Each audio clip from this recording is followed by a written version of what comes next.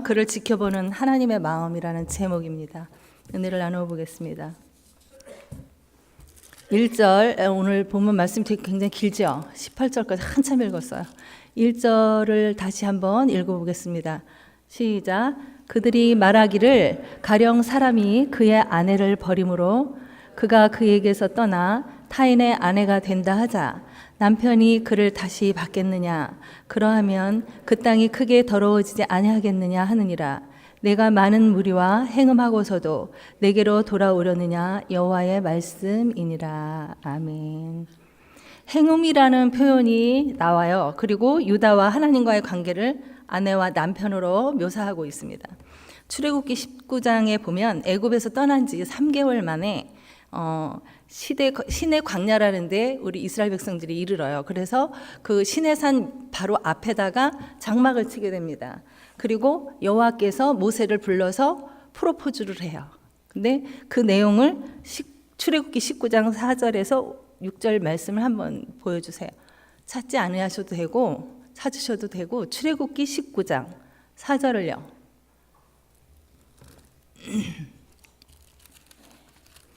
출애굽기 19장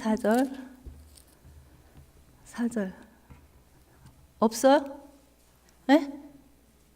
그럼 제가 읽을게요. 안 된다는데요.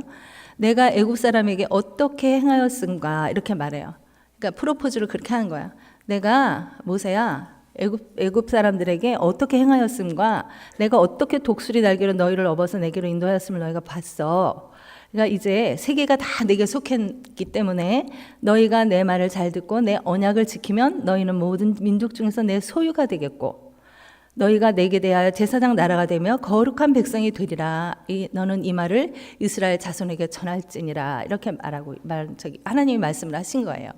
근데 여기서 보면 다 관계예요. 내 소유도 하나님의 소유가 될 것이고 모든 민족 중에 하나님의 소유가 된다 그랬어요.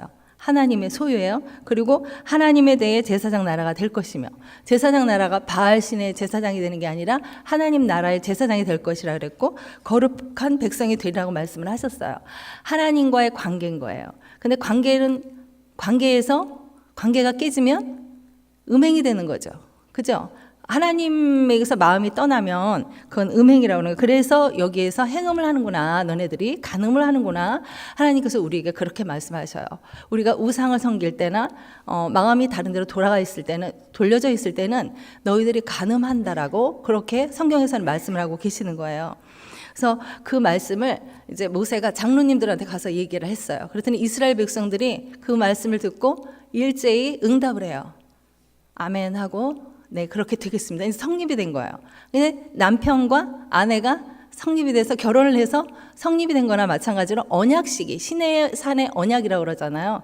언약이 이제 이루어진 거란 말이에요. 그러면 약속을 한 거를 하나님께서는 변개하시나요? 안 하시죠. 꼭 지키시는 하나님이에요. 여기에는 이유가 있는 거잖아요. 메시아 예수 그리스도가 오기까지 하나님께서는 이 백성을 선택하셔서 이끌어 가시는 내용을 봅니다. 그런데 오늘의 말씀을 봤을 때는 이 이스라엘 백성들이 유다 백성들이 어떻게 그렇게 하나님을 속을 썩이는지 몰라요. 하나님이 애원을 하셔요. 애원을. 정말 눈물정 날 정도로 18절까지 읽었지만 계속 반복되어서 어서 돌아와. 니네가 다시 나에게 돌아오면 아무 일이 없을 거야. 나를 봐. 라고 말씀하시는 거예요. 그런 내용이 이제 오늘 나오는 것입니다. 그리고 그러면 우상숭배라는 것은 뭘까요? 우상숭배라는 것은 야고보서 4장 4절에 그것도 안 되나요? 오늘 말씀 안 돼요? 야고보서 4장 4절 볼게요.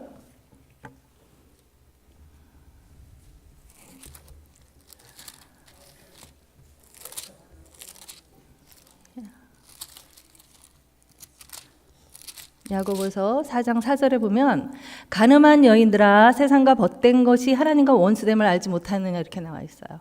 그러면 간음한 영적인 간음이에요. 우상 숭배는.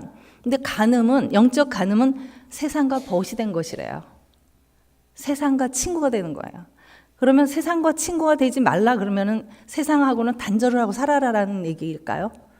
그건 아니에요. 그죠? 그거는 분명히 아니라는 걸 우리가 알고 있습니다. 그래서 요한일서 2장 15절에 보니까 뭐라고 나와 있냐면 이 세상이나 세상에 있는 것들을 사랑하지 말라. 누구든지 세상을 사랑하면 아버지의 사랑이 그 안에 있지 아니하니. 우상 숭배를 하면 하나님이 그러니까 세상과 벗이 되고 세상을 사랑하는 거는 우상 숭배라고 얘기를 하는 거예요.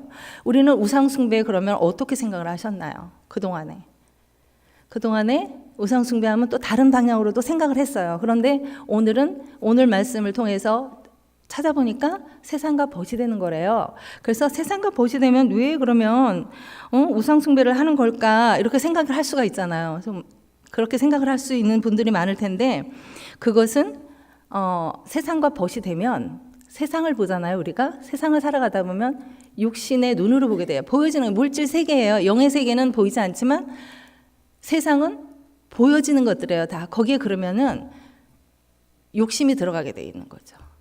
안목의 정욕. 그 밑에 요한일서 지금 읽은 그 바로 밑에 이는 세상에 있는 모든 것이 육신의 정욕과 안목의 정욕과 이생의 자랑이래요.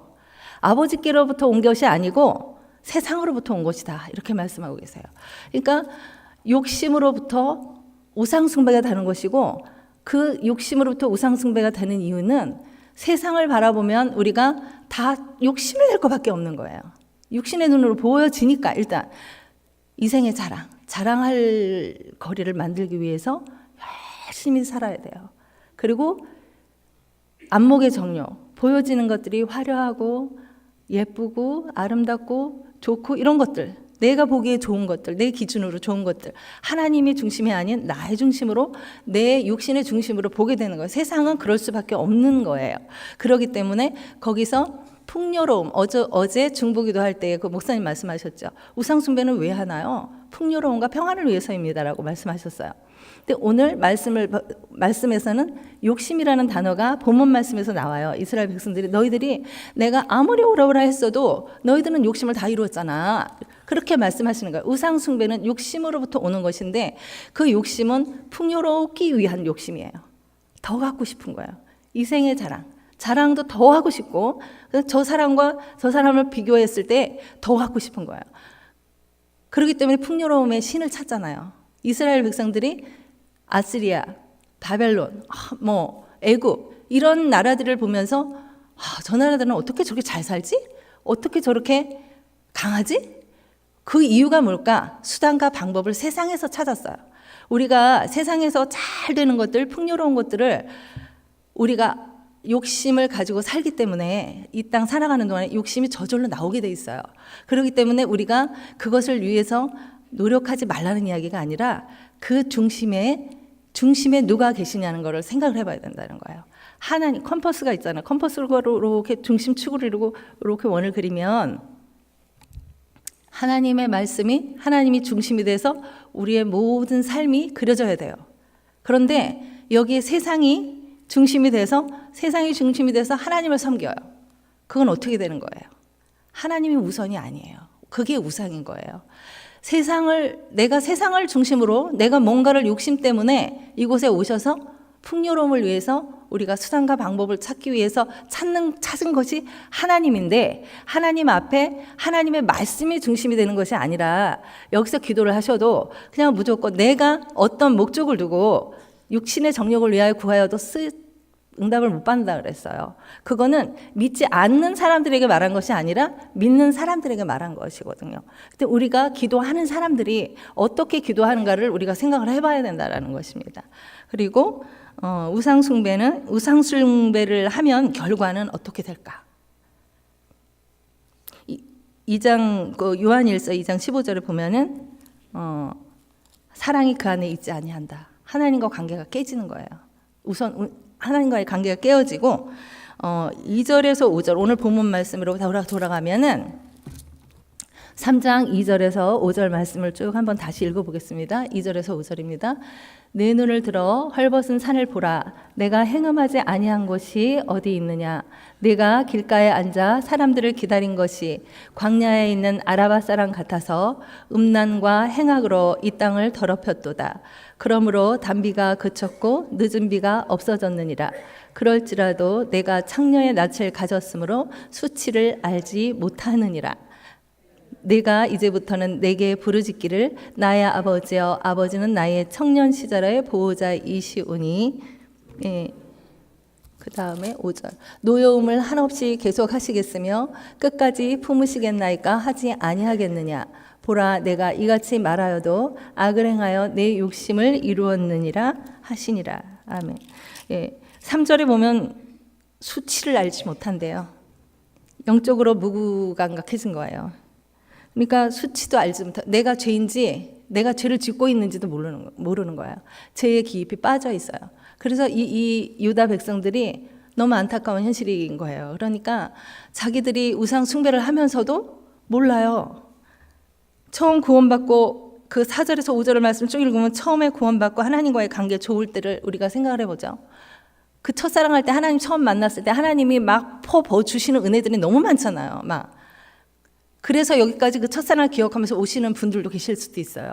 그런데 여기서 내 청년 시절에 하나님께서 애굽에서 끌어내셔서 건지셔서 데리고 우리를 인도하시고 거기에 수많은 기적들을 보여주시고 하나님의 은혜를 주셨잖아요. 그런 하나님이 또 은혜를 주시지 않겠습니까? 언제까지 놓여야 하시겠습니까? 이렇게 얘기하는 거예요. 그러면 그때 그 기도에 응답을 해주신다면 하나님 응답해 주셔서 그러면은 그냥 여기에서 가난한 가운데 여기 하나님이 일단은 경계를 하셨어요. 단비가 그쳤고 늦은 비가 없어졌느니라 했거든요. 우상 숭배의 결과거든요. 그러니까 단비가 그치고 늦은 비가 없어지면 이 땅에서 농사 못 짓잖아요. 가나안 땅은 그때마다 이른 비와 늦은 비로 하나님 내려주셔야 된단 말이에요. 그런데 그게 그쳤기 때문에 하나님이 그래도 수치를 알지 못하고 하나님 앞에 그냥 달라고만 하는 거예요. 하나님을 이용해요. 자기의 삶에서 내가 기준이 되고 내가 중심이 되어서 하나님을 이용하고 있는 그런 유다의 모습이 보이는 거예요.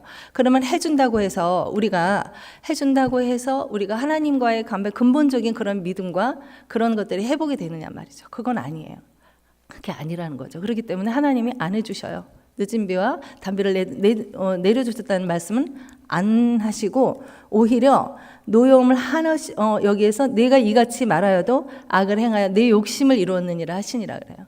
욕심을 이루었어요. 아무리 하나님께서 오라고 그래도 이 유다 백성들은 그냥 욕심을 부리고 살아간 거예요. 그러니까 여기 기웃 저기 기웃해요. 그러니까 저기는 애굽에 가서 조공을 바치고 이제 거기에서 잘 사는 방법을 배우러 다니고 그 방법을 자기네들이 따라가고 이런 식으로 이제 살아온 거란 말이에요. 그러니까 하나님께서는 너무나도 안타까운 거죠. 나하고 나의 신부가 되어서 얼굴을 마주하고 나와 함께 같이 가야 되는 그런 백성들인데 그렇게 하지 않으니까 너무나도 안타까운 거예요. 그러면은 그런 이스라엘 유다 백성들을 보면서의 하나님의 마음을 여기서 보면은 12절에 보니까 너는 가서 북을 향하여 이 말을 선포하여 이르라. 여호와께서 이르시되 배역한 이스라엘아 돌아오라. 나의 노한 얼굴을 너희에게로 향하지 아니하리라. 나는 긍휼이 있는 자라. 너를 한없이 품지 아니하느니라. 여호와의 말씀이니라. 이 말씀을 보면서 제가 하나님 그랬어요. 처음에 그냥 이걸 읽고 하나님 정말 왜 그렇게 하셨어요? 그랬어요. 어떻게 그렇게 애원을 하시고 하나님이 뭐가 아쉬워서 그 백성 하나를 택하셔서 이렇게 속을 끓으시고 안타까워하시고 애원을 하시잖아요. 애원을 하시는 거예요. 돌아오라고. 나한테 돌아와. 니들이 살아. 그래야 살아. 라고 하나님이 계속 부르시고 계시는 거예요. 죄를 그리고 13절에 보니까 자복해라. 이렇게 나와요. 죄를 자복하라고. 저는 회개가 중요하다는 것을 알고 있었지만 회개가 이렇게 중요한지 말씀을 준비하면서 정말 다시 깨달았어요. 회개가 없는 그런 은혜는 없어요. 회개가 정말 중요한 거예요.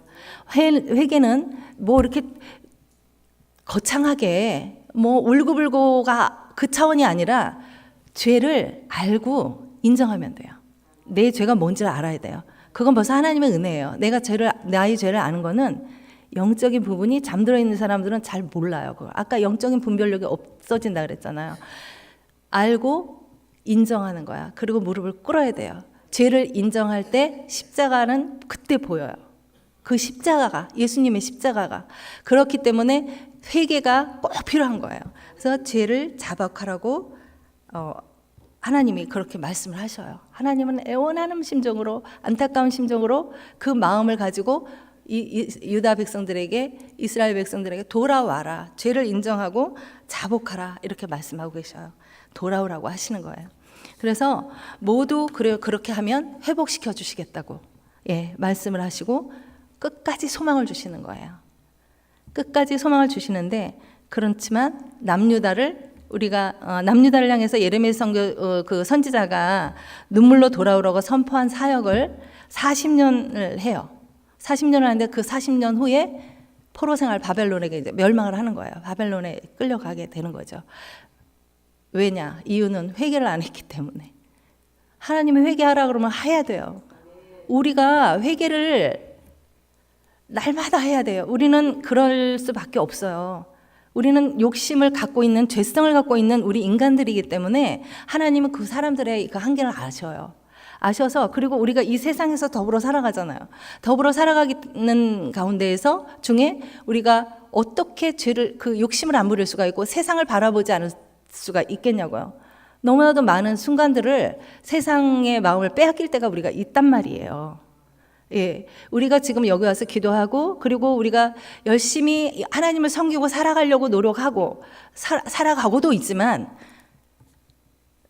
세상은 우리 자녀들을 한번 생각을 해보면, 가장 귀한 자녀들을 생각해 봤을 때, 자녀들이 새벽 기도를 안 나오거나 하나님 앞에 믿음이 영적으로 어떻게 보면 영성이 좀 떨어진다, 요즘에 슬럼프에 빠진 것 같다라는 그 생각을 할 때도 힘들지만, 마음이 엄마가 바라볼 때 힘들지만, 저 아이가 당장 굶는다 그러면은 어떤 것이 더 걱정이 되겠어요?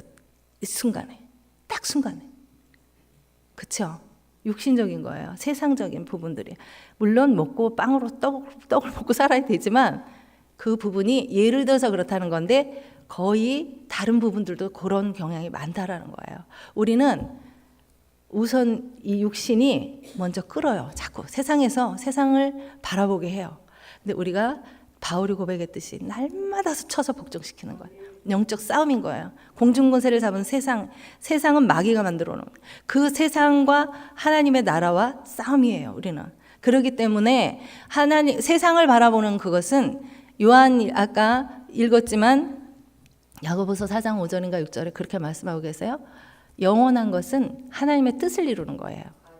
아무리 욕심을 부리고 아무리 열심히 살아간다 해도 그거는 다 지나가는 거예요.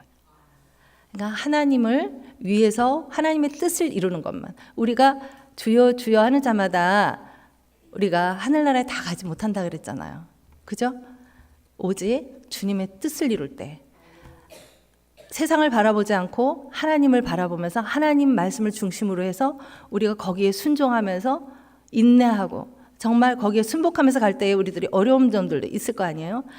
정말 강한 믿음으로, 담대한 믿음으로 우리가 가는 것이 우리 그리스도인들이지, 기독교는 그런 교회가 그런 데지, 우리가 세상을 중심으로 해서 뭐 하나님을 뭐 이렇게 섬기는 그런 데가 아니라는 거예요.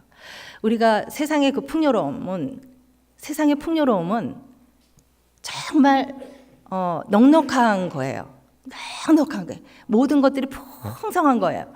근데 풍요로운 거야. 근데 풍성한 것은, 내가 온 것은 너희로 생명을 더 풍성하게 하란다 그랬잖아요. 그 풍성이라는 뜻은, 내가 사전을 찾아보니까 풍요는 넉넉한 거예요. 근데 풍성은 넉넉하고 넉넉한 느낌을 받아요.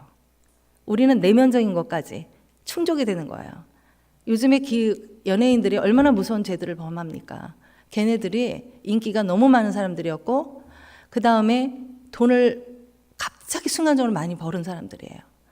그러니까 그 돈을 쓸 데가 없어가지고 그렇게 쓰면서 죄를 짓잖아요. 그리고 많은 사람들에게 너무 큰 영향력을 끼치잖아요. 솔직히 여기서 가장 인기 있는 프로그램, 요즘에 저는 TV를 아예 없어요. 이제 제가 자꾸 TV를 봐요. 혼자 있으니까 자꾸 키면 안 끄더라고요. 그래서 어느 날 그냥 망가지니 쥐고 안 사요, 일부러. 그래서 없는 지가 굉장히 오래됐는데 그 전에 미운 우리 새끼, 거기에 그 요즘에 머리를 빗는 그 연예인 애가 하나 나와서 그 외국에 가가지고 그 춤추고 놀고 막 이러는 것들을 보면서 어떻게 생각하셨어요? 그 좋은 집을 막 공개를 하고 이러는데 많은 시청자들이 야, 쟤 멋지다. 저 아들, 저 녀석 참 성격 좋다. 저 그렇게 생각했었어요. 근데 너무 회개가 돼요, 그것이. 그런 사람들이 그 풍요로움으로 인해서 얼마나 많은 큰 나쁜 영향을 끼치는지 몰라요. 그래서 이 물질적인 것들이 풍요로움으로 우리 자식에게 너무 있는 것도 그것도 좋은 게 아니에요. 그냥 어제 강사님이 그랬잖아요. 나 이렇게 예쁘게 할 만큼 있어요. 이렇게 얘기하시더라고요. 우리가 그냥 어느 정도 있으면 돼요. 그래서 우리 교회가 그런 걸 잘 하잖아요. 나눔. 왜 남지 않도록. 물질이, 재정이 남지 않도록. 정말 빚을 지더라도 당장 힘든 사람들이 손을 내밀면 거절하지 않는 우리 교회. 그것이 맞다라는 거예요. 그럴 때 하나님이 또 채워주시고 이게 맞는 거지. 자꾸 쌓아놓으면 문제가 되는 거예요. 예, 너무 많으니까 이걸 어떻게 쓸지 모르니까 결국은 그렇게 막 안목의 정욕, 멋있는 옷 입고 멋있는 선글라스 끼고, 예? 이 생의 자랑, 나 자랑해요. 내가 이렇게 돈이 많아, 내가 이렇게 좋은 집에 살아. 그러면서 육체의 정욕을 막 채워놓잖아요. 막 이상한 짓들을 하잖아요. 그러니까 그러한 자녀들이 되느니 우리는 정말 무엇을 위해서 기도해야 되는지가 답이 나오는 거죠. 그러니까 자녀들도 그렇고 내 자신도 그렇고 어떤 것을 중심으로 우리가 살아가야 하는지가 우리가 명심을 하고, 내가 하나님의 말씀을 벗어나서 내가 지금 내 마음이 어디로 향해 있는지 그것을 점검해서, 만약에 하나님의 말씀의 중심에서 벗어났다면 그건 죄잖아요. 그러니까 죄니까 회개를 하시고 날마다 회개를 하셔야 돼요. 그래서 제가 마태복음 1장 1절에 보니까 다 아브라함과 다윗과 예수 그리스도의 계보를 이어오기 위해서 오래 참으신 그 하나님의 목적은 오직 인류 구원이에요. 하나님이 인류를 구원하시기 위함이었고, 세상을 구원하는 그것을 알고 현재에 가진 내가 살아가고 있는 그 그리스도인의 한 사람으로서 너무 감사한 거예요. 그리고 하나님을 찬양하게 되었어요. 그러니까 하나님은 그 정말 애달고 그렇게 말썽꾸러기 이스라엘 백성 택한 그 백성들을 향해서 오래 참으시는 그 사랑을 가지고 메시아 이 인류 구원을 위해서 예수 그리스도를 이 땅에 보내신 거예요. 보내셨잖아요. 그죠? 그 일을 계획하시고 이루어 오신 거예요. 그리고 성취하신 거예요. 그렇기 때문에 우리는 예수님을 잘 믿으면 돼요. 잘 믿고 예수님을 전해야 돼요. 복음을 전해야 돼요. 그것을 하는 것이 하나님이 오래 참으시는 사랑, 그 아팠던 그 마음들, 이런 것들을 우리들이 갚아드리는 거예요. 그래서 우리들이 많이 이 인류들이 구원을 받고 그런 그것이 목적인 하나님의 그 뜻에 우리들이 뜻을 이루어드리는 우리들이 다 되었으면 좋겠어요. 예, 감사합니다. 기도합니다. 주님, 저희들은 연약합니다. 하나님을 사랑한다 하면서 세상의 풍요로움에 마음이 끌릴 때가 종종 있습니다. 육체의 소욕보다 하나님의 사랑에 목마른 우리들이 되게 하여 주시고, 날마다 주님으로 인해 기쁨과 감사가 있는 복을 누리게 하여 주시옵소서. 머리 숙여 주님을 의지하는 여기에 있는 모두와 우리가 아는 모두에게 성령을 부어주시고 승리하는 날이 되게 하여 주시옵소서. 마음을 다해 헌금을 드린 손길에 복의 복을 주셔서 삶 속에 주님의 영광이 가득하게 하여 주시고 이 기도에 응답하여 주시기를 간절히 원하고 기도합니다. 예수님의 이름으로 기도했습니다. 아멘. 네.